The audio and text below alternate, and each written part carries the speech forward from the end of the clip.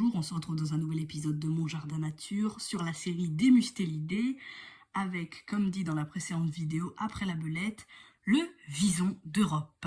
Jadis, le vison d'Europe occupait presque tout le continent. Aujourd'hui, il a pratiquement disparu en raison surtout de l'extension des cultures qui ont détruit son biotope. Lorsqu'un vison est signalé, il s'agit le plus souvent d'un représentant de l'espèce américaine échappé d'un élevage ou de l'un de ses descendants. Au milieu du siècle dernier, les naturalistes français connaissaient le vison d'Europe, Mustela lutreola, sous les noms de mink des naturalistes, Tukuri des Finlandais, Moench des Russes, Noertz ou Norek des Prussiens, ou Putois des rivières du Nord, mais ils ignoraient son existence en France. Par les descriptions de Buffon et de Cuvier, ils connaissaient Mustela vison, le putois des rivières de l'Amérique septentrionale. Un naturaliste de cette époque, Boitard, décrivant le vison d'Amérique, avouait « Je ne sais pas trop pourquoi M. Lesson lui assigne pour patrie le Poitou et la Saintonge. Se trouverait-il en France ?»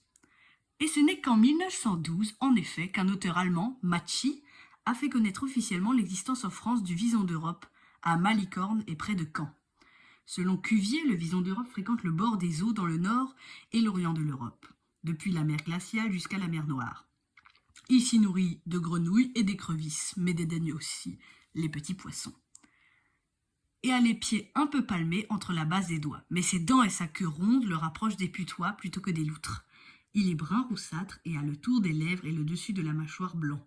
Son odeur n'est pas musquée et sa fourrure est fort belle. Cette description a été complétée à la fin du siècle dernier par le naturaliste Brehm. Les visons ont le museau large, plat et les oreilles arrondies de la loutre. Brehm ajoute que le vison aime les lieux déserts et silencieux et qu'il évite l'homme, que néanmoins il rend visite aux basses-cours et y égorge autant qu'il peut. Les auteurs modernes ne faisant pas état d'un tel comportement chez le vison, il est possible qu'il y ait eu confusion avec le putois. Selon Brehm encore, le vison habite les bords rocheux et couverts de roseaux des lacs et des cours d'eau, se logeant comme les putois dans les digues, sous les racines des aulnes, le plus près possible de l'eau. Son terrier a peu d'ouverture et toutes sont du côté de l'eau. À la fin du XIXe siècle, le vison pouvait s'observer dans tout le nord de l'Allemagne, mais toujours isolément. Sa véritable patrie couvrait l'Europe orientale, la Finlande, la Pologne, la Lituanie, et il était assez fréquent en Russie. En Europe, on le trouve actuellement par endroits en Allemagne de l'Est, où il est encore assez commun, ainsi qu'en Autriche, en Hongrie et en Roumanie. Il est rare en Suisse, où il a été capturé près du lac de Brienz. Il n'en est fait aucune mention en France avant 1839. Ici, une petite illustration du livre qui montre que le vison d'Europe est bien un mammifère semi-aquatique et qui chasse aisément dans l'eau. Ici, un poisson qui semblerait être un gardon. Car, comme le vison d'Amérique, le vison d'Europe nage et plonge fort bien pour s'emparer des animaux aquatiques dont il se nourrit. Toutefois, plutôt que de poursuivre sa victime dans l'eau comme les loutres, il préfère scruter à la surface et ne plonger que lorsque la proie est en vue. Je vais tourner la page. Voilà. Les visons restent actifs toute l'année. Durant la mauvaise saison, ils n'ont pas de territoire précis et cherchent les étendues d'eau non gelées où ils pourront trouver leur pitance. Le vison d'Amérique, cousin du vison d'Europe, a été très chassé au Canada. 40 000 peaux ont été vendues en 1850 et 230 000 en 1910. Cette exploitation intensive aurait inéluctablement conduit l'espèce à l'extinction si l'élevage n'avait pas été entrepris.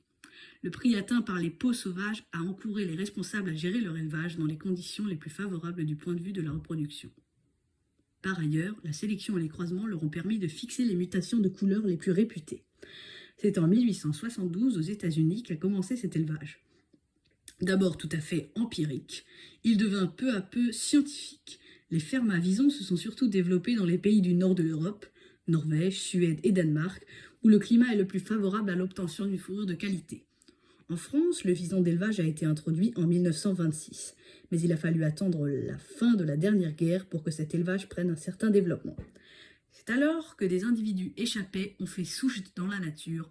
On en a signalé aussi bien dans l'Est que dans l'Ouest de notre pays, et ils risquent de faire une concurrence sérieuse à notre vison indigène. Il est l'heure de faire un petit point pour différencier le vison d'Europe et le vison d'Amérique. Ici, sur cette photo, nous avons un vison d'Amérique. Regardez bien, la tache blanche juste en dessous de la mâchoire supérieure, donc à la mâchoire inférieure. Or, le vison d'Europe, la tache blanche recouvre la mâchoire inférieure et la mâchoire supérieure et le bout du museau. On ne différencie que par cette façon les deux espèces. Si ce n'est que le vison d'Europe est beaucoup plus rare que son cousin américain.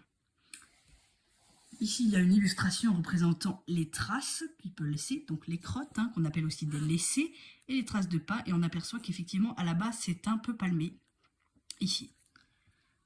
Je pense que c'est tout, et nous nous retrouverons dans un prochain épisode de Mon Jardin Nature sur les mustélidés, qui sera consacré à la martre.